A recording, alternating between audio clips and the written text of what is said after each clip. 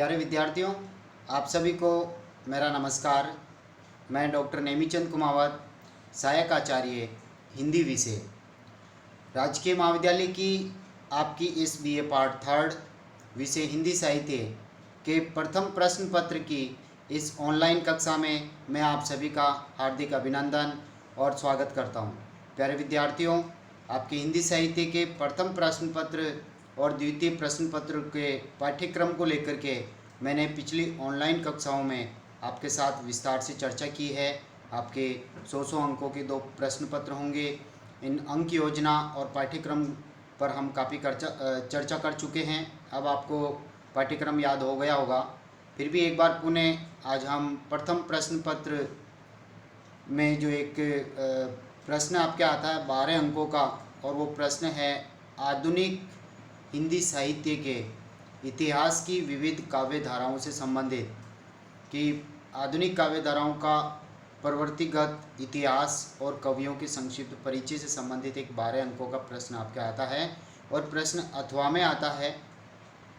दोनों में से कोई एक प्रश्न आपको परीक्षा में हल करना है। और प्रश्न जो आधुनिक काल की जो विविध काव्य धाराएँ हैं, जो भारतेंदु युग से आरंभ होती है। भारतेंदु युग पर हमने विस्तार से पिछली ऑनलाइन कक्षाओं में चर्चा कर ली है। भारतेंदु युग के प्रमुख कवि और प्रवृत्तियों पर हमने चर्चा की है, और आधुनिक काल की विविध परिस्थितियों पर हमने विस्तार से चर्चा की है। भारतेंदु युग के बाद में, भारतेंदु युग का समय 1857 की जो क्रांति हुई थी तब से लेकर के 1900 ईस्वी तक का माना जाता है। मैं पुनः रिमेंबर करा रहा हूँ आपको। और दूसरी काव्य धारा आपने पढ़ी द्विवेदी युगीन, जो महावीर प्रसाद द्विवेदी जी के नाम पर इस काव्य धारा का नाम पड़ा था। 1900 ईस्वी से लेकर के 1918 ईस्वी तक, क्योंकि 1903 ईस्वी से लेकर के 1920 ईस्वी तक महावीर प्रसाद द्विवेदी जी सरस्वती पत्रिका के संपादक थे, और उन्होंने हिंदी भाषा के परिष्कार पर विशेष बल दिया। और जैसे जैसे हम आगे की काव्य धारा को पढ़ते हैं तो इन दोनों काव्य धाराओं में मैं तुलनात्मक अध्ययन भी आपको करवाता हूँ कि भारतेंदु युग में क्या प्रवृत्तियाँ थी और द्विवेदी युग से वो किस दृष्टिकोण से भिन्न है। इसी तरह से द्विवेदी युग के बाद द्विवेदी युग के प्रमुख कवियों का परिचय और प्रमुख प्रवृत्तियों पर हमने विस्तार से पिछली ऑनलाइन कक्षाओं में चर्चा की। और उसके बाद में छायावादी काव्य धारा को मैंने आरंभ किया था।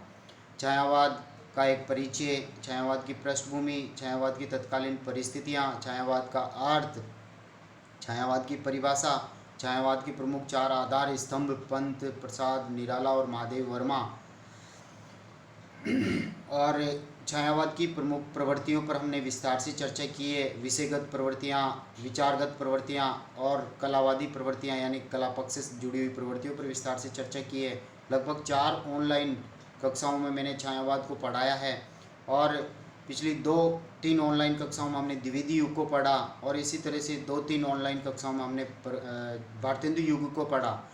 उसी क्रम को जारी रखते हुए आज हम प्रगतिवादी काव्य धारा का अर्थ और प्रवृत्तियों पर विस्तार से चर्चा करने जा रहे हैं।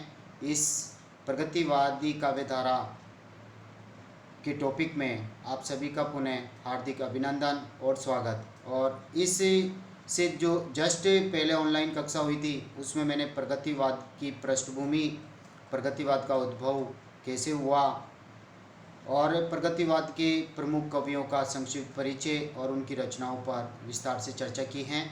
और आज हम आरंभ करने जा रहे हैं हिंदी प्रगतिवादी काव्य धारा का अर्थ स्पष्ट करते हुए प्रगतिवादी काव्य की प्रमुख प्रवृत्तियों की विवेचना कीजिए। ये एक 12 अंकों का प्रश्न आपका आएगा, मैं बार बार याद दिला रहा हूँ आपको। और इसी प्रथम प्रश्न पत्र में आपके 10 अंकों का एक प्रश्न जो आएगा वो रस से जुड़ा हुआ आएगा। रस के प्रमुख अवयवों पर प्रश्न आता है, रस निष्पत्ति पे प्रश्न आता है। तो इस पे भी मैंने पिछली 2-3 ऑनलाइन कक्षाओं में मैंने विस्तार से आपको पढ़ाया। आप इन दोनों प्रश्नों को अच्छी तरह से तैयार कर लें। ये दोनों प्रश्न 22 अंकों के आपके बन रहे हैं। तो आज हम शुरू करने जा रहे हैं प्रगतिवादी काव्य धारा। आप ध्यान से सुनिए विद्यार्थियों, और इसको याद कर लें अच्छी तरह से। प्रगति शब्द का अर्थ है आगे बढ़ना, यानी विकास की ओर अग्रसर होना। किंतु हिंदी में प्रगतिवादी शब्द का प्रयोग इस अर्थ में नहीं होता जिस अर्थ में हम विकास के अर्थ में ले रहे हैं, उन्नति के अर्थ में ले रहे हैं। देखिए, हिंदी साहित्य में प्रगतिवाद कैसे आरंभ हुआ इसकी चर्चा हम पिछली ऑनलाइन कक्षा में भी कर चुके हैं, और किसे प्रगतिवाद कहते हैं हम पुनः चर्चा करने जा रहे हैं। जो विचारधारा राजनीतिक और सामाजिक क्षेत्र में मार्क्सवादी या साम्यवादी विचारधारा कहलाती है। यानी कार्ल मार्क्स के नेतृत्व में जो मार्क्सवादी विचारधारा पनपी थी पूरे विश्व में कि सरवारा वर्ग को उन्होंने समानता का अधिकार दिलाने के लिए और पूंजीपति वर्ग को समाप्त करने के लिए मार्क्सवादी विचारधारा की परिकल्पना उन्होंने आरंभ की थी, और वही साहित्यिक क्षेत्र में प्रगतिवादी कविता के नाम से जानी जाती है। यानी मार्क्सवादी कार्ल मार्क्स की जो विचार हैं, साम्यवाद के जो विचार हैं, उन्हीं विचारों के अनुरूप जो कविताएं जिन कवियों ने हिंदी भाषा में लिखी, उन कविताओं को या उस कालखंड को प्रगतिवाद के नाम से जाना जाता है। इस प्रकार हम कह सकते हैं कि साम्यवादी या कार्ल मार्क्सवादी विचारधारा के अनुरूप हिंदी में लिखी गई समस्त कविताएं प्रगतिवादी कविताएं कहलाती है। साम्यवादी विचारधारा के अनुसार समाज के दो वर्ग किए गए हैं, या समाज को दो भागों में उन्होंने बांटा है। उसमें जो दोनों वर्ग आते हैं वो दोनों वर्ग हैं, एक शोषक वर्ग और दूसरा शोषित वर्ग। तो पुनः मैं आपको याद दिला रहा हूँ कि राजनीतिक क्षेत्र में जो साम्यवादी या मार्क्सवादी विचारधारा कहलाती है, उसी को साहित्य के क्षेत्र में उतारना प्रगतिवाद कहलाता है। यानी साम्यवादी विचारधारा के अनुरूप हिंदी में लिखी गई कविताएं प्रगतिवादी काव्य के नाम से जानी जाती है। प्यारे विद्यार्थियों, आपको मैंने पहले भी चर्चा की है कि मुल्कराज आनंद और सज्जाद जहीर ने 1935 ईस्वी में, ये दोनों भारतीय विचारक हैं, 1935 में लंदन में इन्होंने प्रगतिशील लेखक संघ शीर्षक से एक संस्था स्थापित की थी, जिसका भारत के लखनऊ में प्रथम अधिवेशन होता है प्रगतिशील लेखक संघ का 1936 ईस्वी में, जिसके प्रथम अध्यक्ष प्रेमचंद जी, मुंशी प्रेमचंद जी बनते हैं। और उन्होंने अपने अध्यक्षीय उद्बोधन में ये कहा था, साहित्य केवल मनोरंजन की वस्तु नहीं है, उसमें समाज के लिए कुछ उपदेश देने की बात की जानी चाहिए। तो हम आगे बढ़ते हैं। शोषक वर्ग के अंतर्गत वे पूंजीपति, मिल मालिक, उद्योगपति और जमींदार वर्ग के लोग आते हैं जो सदा से गरीबों और मज़दूरों का शोषण करते रहे हैं और उनका खून चूसते हैं। जबकि शोषित वर्ग के अंतर्गत वे लोग सम्मिलित होते हैं जो गरीब है, जो फुटपाथों पर सोते हैं, मज़दूर है, दिन भर जो मज़दूरी करते हैं, किसान हैं, रात और दिन एक करके खेतों में काम करते हैं, और श्रमिक जो खून और पसीना बहा करके दिन भर श्रम का कार्य करते हैं मिलों में, जिनका इस पूंजीपति वर्ग के द्वारा सदा से शोषण होता आया है। साम्यवादी विचारक समाज में समानता स्थापित करना चाहते थे और ये चाहते हैं कि शोषण की प्रक्रिया प्राय बंद हो जाए। इसलिए प्रगतिवादी कविता की जो मूल अनुगूंज है, जो मूल स्वर है, वो है शोषण, हर तरह के शोषण का विरोध करना। यानी मानवतावाद की वो स्थापना करना चाहती है। वसुधैव कुटुंबकम की भावना या इस परिकल्पना को ये प्रगतिवादी कविता साकार करना चाहती है कि संसार के मजदूरों तुम एक हो जाओ और इन पूंजीपतियों का तुम सर्वनाश कर दो, ताकि सर्वहारा वर्ग की स्थापना हो जाए, समाज में समानता की स्थापना हो जाए, सबको अपना हक मिले, सबको अपना अधिकार मिले। ये प्रगतिवादी कविता है। प्यारे विद्यार्थियों, हम आगे की ओर बढ़ते हैं। हिंदी कविता में प्रगतिवाद का आरंभ कैसे हुआ? हिंदी काव्य में प्रगतिवाद का प्रारंभ सन 1936 ईस्वी में हुआ। सन 1936 से 1943 ईस्वी तक की कविता को प्रगतिवादी कविता कहा जाता है। आधुनिक हिंदी साहित्य का जो इतिहास है वो भारतेंदु युग से आरंभ हुआ, यानी 1857 से 1900 ईस्वी। फिर द्विवेदी युग की कविता आरंभ होती है और वो होती है 1900 से 1918 ईस्वी तक। और फिर छायावाद का आगमन होता है और छायावाद का जो कालखंड है वो है 1918 से लेकर 1936 तक। और छायावाद के उपरांत, क्योंकि छायावाद काल्पनिक यानी वायवी उड़ाने करके उन्होंने कविताएं लिखी, और जबकि ये प्रगतिवादी कविता यथार्थवाद पर बल देती है। छायावादी काव्य को स्वांत सुखाए प्राय कहा जाता है, जबकि प्रगतिवादी कविता सर्वहित और बहुजन हिताय और बहुजन सुखाय कविता कहलाती है। अर्थात समाज के ऊपर ये केंद्रित है, समाज को लेकर के, समाज के आम आदमी को लेकर के ये कविताएं लिखी गई थी। तो इसका समय 1936 में जब प्रगतिशील लेखक संघ की स्थापना होती है तब से लेकर के 1943 ईस्वी तक की के कालखंड की कविताएं प्रगतिवादी कहलाती है, क्योंकि 1943 ईस्वी में प्रयोगवाद का आरंभ हो जाता है। सच्चिदानंद, हीरानंद, वात्स्यायन, अज्ञेय प्रयोगवाद के प्रवर्तक बनते हैं और उन्होंने 3-4 ताड़ सप्तकों का प्रकाशन किया था। तो प्रथम जो ताड़ सप्तक है उसका प्रकाशन 1943 ईस्वी में हो जाता है। और सप्तक का तात्पर्य जिसमें 7 कवियों की जो अप्रकाशित रचनाएं थी, कहीं भी प्रकाशित नहीं हुई थी, उनकी कविताओं को संकलित करके ये ताड़ सप्तक प्रकाशित किया था। इसी तरह से शेष 3 ताड़ सप्तक भी प्रकाशित हुए हैं जो प्रयोगवादी काव्य धारा में हम उनका विस्तार से अध्ययन करेंगे। प्यारे विद्यार्थियों, इसी क्रम को जारी रखते हुए हम आगे बढ़ते हैं। हिंदी साहित्य में वे कवि जिन्होंने साम्यवादी विचारधारा से प्रभावित होकर काव्य रचना की, प्रगतिवादी कहलाए।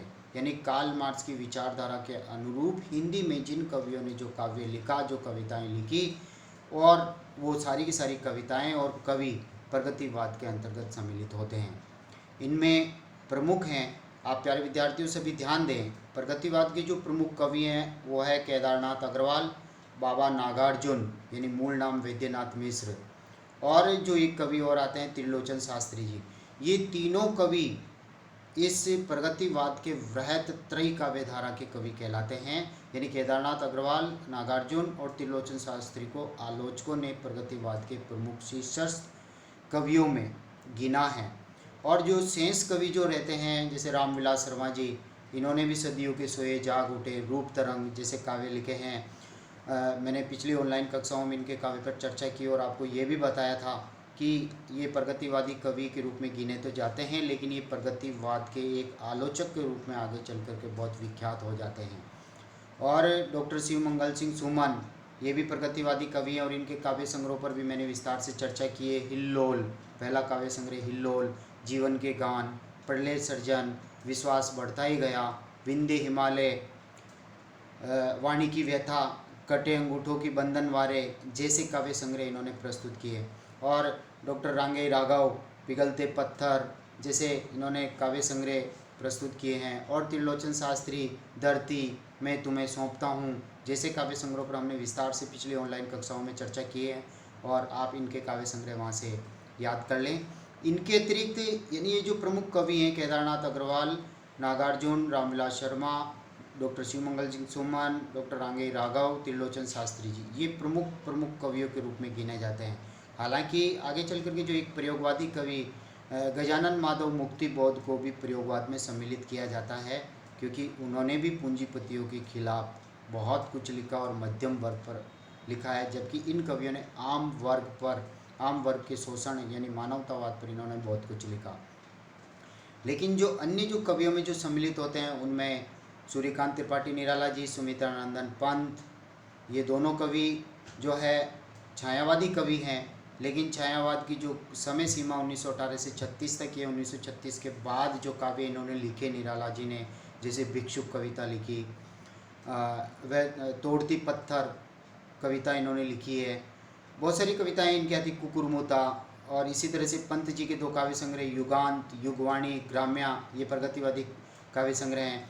और रामधारी सिंह दिनकर वैसे राष्ट्रीय काव्य धारा के कवि हैं, लेकिन इन्होंने प्रगतिवाद में बहुत सारा अपना योगदान दिया। नरेंद्र शर्मा ने भी अपना योगदान दिया कि यानी छायावाद के बाद में जो छायावादोत्तर जो काव्य धारा आती है उसमें एक तो वैयक्तिक काव्य धारा भी सम्मिलित होती है, यानी व्यक्तिनिष्ठ, जिसको व्यक्तिवादी काव्य धारा कह सकते हैं, स्वच्छंदतावादी काव्य धारा कह सकते हैं। रामेश्वर शुक्ल, अंचल, नरेंद्र शर्मा, ये कवि इनमें सम्मिलित होते हैं। और एक राष्ट्रीय काव्य धारा भी छायावादोत्तर काल के बाद में चलती है। माखनलाल चतुर्वेदी, सुभद्रा कुमारी चौहान, श्याम नारायण पांडे, इस तरह के कवि इनमें सम्मिलित होते हैं। और एक मानसलवाद और हालावाद के नाम पे भी एक काव्य धारा चलती है, जिसमें व्यक्तिवादी काव्य धारा जिसको कह सकते हैं, रामेश्वर शुक्ल, अंचल, हरिवंश राय बच्चन, नरेंद्र शर्मा, ये इनमें सम्मिलित होते हैं।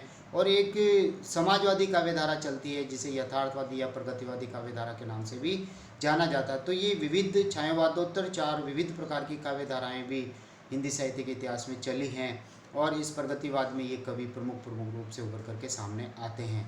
इन आदि की रचनाओं में प्रगतिवादी तत्व उपलब्ध होते हैं। तो प्यारे विद्यार्थियों, हम अब आगे बढ़ रहे हैं। चाहे आपने प्रगतिवाद का अर्थ देख लिया है, प्रगतिवाद की पृष्ठभूमि को आपने पढ़ लिया है, प्रगतिवाद के प्रमुख कवियों पर आपने विस्तार से चर्चा कर ली है, और इनकी जो काव्य कृतियाँ हैं इनको हमने पिछली ऑनलाइन कक्षाओं में भी विस्तार से पढ़ा है।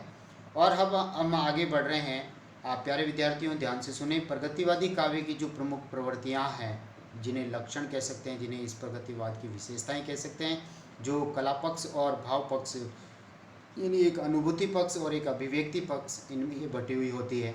तो प्रमुख प्रवृत्तियों पर हम विस्तार से चर्चा कर रहे हैं। और आपकी जो मुख्य परीक्षा होगी महर्षि दयानंद सरस्वती विश्वविद्यालय के द्वारा, और उस मुख्य परीक्षा में आपके 12 अंकों का जो प्रश्न आएगा वो आधुनिक काल की विविध काव्य प्रवृत्तियों पर ही आधारित रहेगा, जिसमें ये प्रगतिवाद भी सम्मिलित है।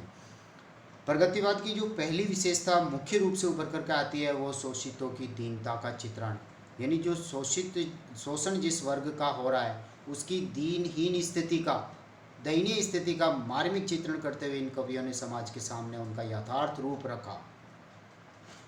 तो देखिए, इस पहली प्रवृत्ति में, पहली विशेषता में, प्रगतिवादी कविता का मूल केंद्र बिंदु शोषण की चक्की में पिसने वाला आम किसान, मजदूर, श्रमिक वर्ग है। इन कवियों ने इन पीड़ितों की दशा का सहानुभूतिपूर्ण कारुणिक दृश्य अपनी कविताओं में उपस्थित किया है। रामधारी सिंह दिनकर जी ने शोषण और शोषित वर्ग का तुलनात्मक चित्र इस अधोलिखित उदाहरण में उपस्थित किया है। देखिए, श्वानों को मिलता दूध वस्त्र, भूखे बालक अकुलाते हैं, माँ की छाती से चिपक ठिठुर जाड़े की रात बिताते हैं।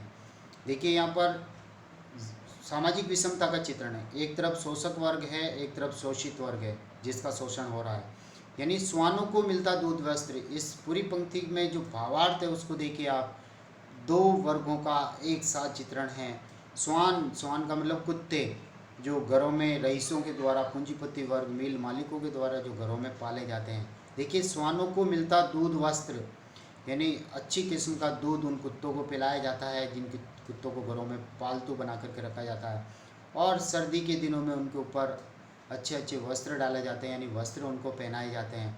भूखे बालक अकुलाते हैं। और दूसरी तरफ देखिए, फुटपाथों पर जो श्रमिक, किसान और मजदूर जिनकी दयनीय स्थिति हो रही है, वो भूखे बालक जिनको इस दूध और वस्त्र की आवश्यकता है, वो अत्यंत व्याकुल हैं, वो रोते हैं, क्योंकि इन मिल मालिकों ने इन श्रमिकों का, किसानों का, मजदूरों का ज़बरदस्त शोषण किया, और शोषण की वजह से इनकी सब रोजी रोटी छिन गई। 2 जून की रोटी के भी इनके लाले पड़ने लग गए, और पूंजीपति वर्ग ऐशो आराम से जीवन जी रहा है, और अपने कुत्तों को, पशुओं को एक तरह से दूध और वस्त्र वो उपलब्ध करा रहे हैं, जबकि ये दूध और वस्त्र आम मजदूर, किसान, श्रमिक को उपलब्ध होने चाहिए थे, उनके बच्चों के लिए ये होना चाहिए। दूसरी ओर देखिए, माँ की छाती से चिपक ठिठुर जाड़े की रात बिताते हैं, और ये बच्चे जिनको न तो अच्छी किस्म का दूध मिलता है और न ही इनको वस्त्र मिल पाते हैं, और ये जब सर्दी की रातें होती है तो माँ की छाती से चिपक कर उस गर्माहट में ठिठुराती हुई, कड़कड़ाते की ठंड जो होती है, वो जाड़े की रातें इनको बितानी पड़ रही है। कितना दयनीय और मार्मिक चित्र दिनकर जी ने यहाँ इन पंक्तियों में प्रस्तुत किया है। कहाँ पूंजीपति वर्ग और कहाँ ये शोषित वर्ग, मजदूर, मिल मालिकों के द्वारा शोषित हो रहे हैं। तो ये शोषितों की दीनता का मार्मिक चित्र कवि ने यहाँ पर उपस्थित किया है। प्यारे विद्यार्थियों, आज की इस ऑनलाइन कक्षा में हम दूसरे बिंदु की ओर बढ़ रहे हैं, और दूसरा बिंदु है शोषक वर्ग के प्रति घृणा।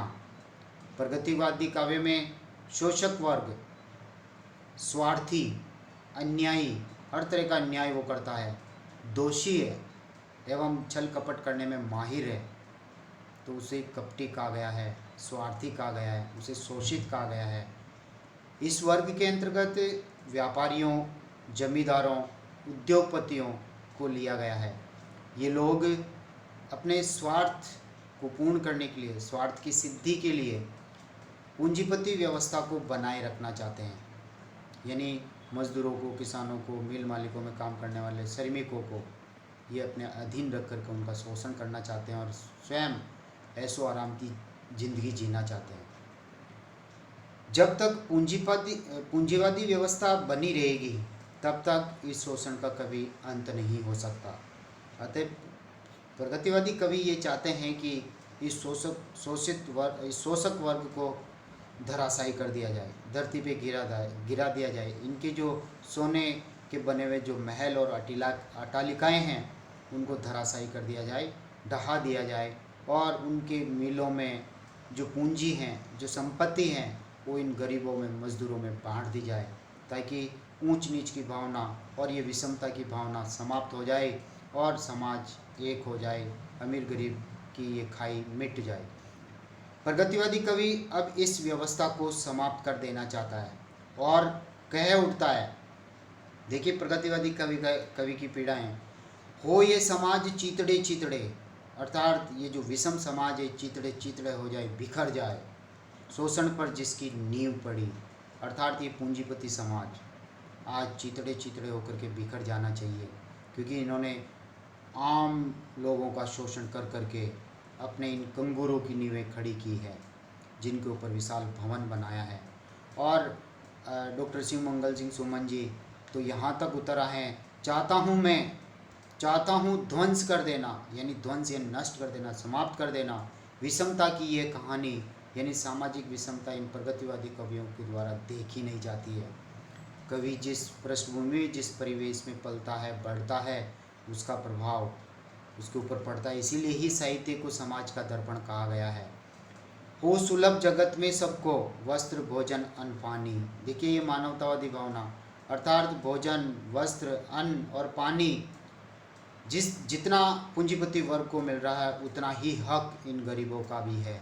अर्थात कवि ये चाहते हैं कि इस विषमता की कहानी को मैं समाप्त कर देना चाहता हूँ, इन भेदभाव को मैं मिटा देना चाहता हूँ, और संसार में वस्त्र भोजन अन्न पानी का हक सबको मिले, सबको समानता का अधिकार मिले। प्यारे विद्यार्थियों, आज की इस ऑनलाइन कक्षा को हम यहीं समाप्त कर रहे हैं, और अगली जो ऑनलाइन कक्षा होगी वो इस प्रगतिवाद की जो प्रमुख प्रवृत्ति, जो तीसरी प्रवृत्ति की ओर हम आगे बढ़ रहे हैं, और वो प्रवृत्ति है धर्म और ईश्वर के प्रति अनास्था की भावना को लेकर के हम इसको आगे बढ़ाएंगे। जय हिंद, जय भारत। मैं यही इसको समाप्त करता हूँ।